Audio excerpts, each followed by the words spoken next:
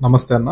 మీ అనుభవపూర్వకంగా దైవాన్ని ఏ విధంగా నిర్వచించగలరు? ఓకే సంజయ్ రెడ్డి గారు, నమస్తే. దైవం అనేది ఒక పేరు, దేవుడు అనేది ఒక పేరు. ఈ దైవము, దేవుడు, భగవంతుడు, స్వామి ఇవన్నీ ఒక మనం పెట్టుకునే పేర్లు ఇవన్నీ. కానీ దైవం ఎవరయ్యా అంటే మానవులకి, ప్రతి జీవికి కూడా, అంటే కొత్త జీవులకి వాటికి జ్ఞానం తెలియదు కాబట్టి వాటికి అంత తెలియదు. మన మానవ జన్మకి నీతి అనేది, ఒక మంచి అనేది తెలుసు కాబట్టి దైవం అంటే ఎవరంటే ఓన్లీ నీ తల్లే దైవం. తల్లే, నీ తల్లి తండ్రి దైవాలు, తర్వాత గురువు, తర్వాత దైవం. దైవం ఎన్నో సబ్జెక్ట్ ఇచ్చారు? 4వ సబ్జెక్ట్ ఇచ్చారు దైవం. మన పెద్దోళ్ళు ఎప్పుడో కృతయుగం త్రేతాయుగంలో పుట్టిన మాటలు ఇవి. తల్లి తండ్రి గురువు దైవనే. అందువల్ల దాన్ని బట్టి దైవం అనేది తల్లి. ముందు నీ తల్లికి నమస్కారం చేసుకో, నీ తల్లిని తెలుసుకో, నీ తండ్రిని తెలుసుకో, నీ గురువుని తెలుసుకో, భగవంతుడిని తెలుసుకో. ఎక్కడ తెలుసుకుంటావు భగవంతుడిని? ఆత్మలో తెలుసుకో. ఆత్మే పరమాత్మ.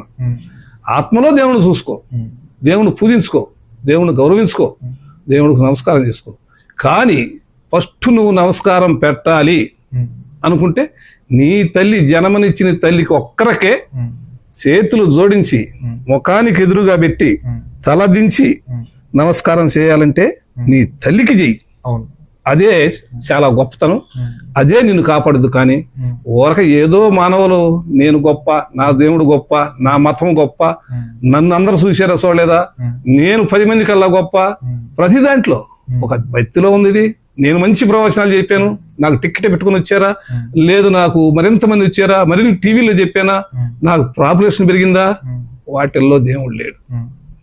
నేను పెద్ద పదవులు చేశానా, నా కటౌట్లు బాగా కట్టారా, నేను చచ్చిపోయిన విగ్రహాలు పెట్టారా, దాంట్లో దేవుడు లేడు. ఇదంతా మానవులు చేసుకునే కల్పితాలు.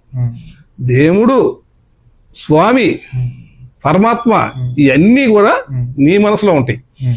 కానీ వెంకటేశ్వర స్వామి, యేసు ప్రభు, అల్లా ఇవన్నీ పేర్లు మనం పెట్టుకునే వాటన్నిటిలో అది నేను ఏమనకూడదు, ఏమనలేను కూడా. నీకు దేవుడు అంటే తల్లి, నీ తల్లికి శిరస్సు వంచి చేతులు జోడించి నమస్కారం చేసుకో. నీ తల్లే నిన్ను కాపాడుద్ది, ఆ దేవుడే నిన్ను కాపాడుతాడు, నీ ఆత్మలో ఉన్న దేవుడే నిన్ను కాపాడుతాడు. అన్ని పనులు, ధర్మాన్ని నువ్వు వర్తించు, ధర్మం నిన్ను కాపాడుద్ది. అంటే ధర్మాన్ని నువ్వు కాపాడు, ధర్మం నిన్ను కాపాడింది. అంతేకాని మనసులో ఒకటి, జనం కోసం ఒకటి, అలాంటి కాదు సంజయ్ రెడ్డి గారు. ఏదో నాకు తెలిసింది నీకు కొంచెం చెప్పాను. అనుభవాన్నే కదా మేము అడిగింది. ఓకే సంజయ్ రెడ్డి గారు.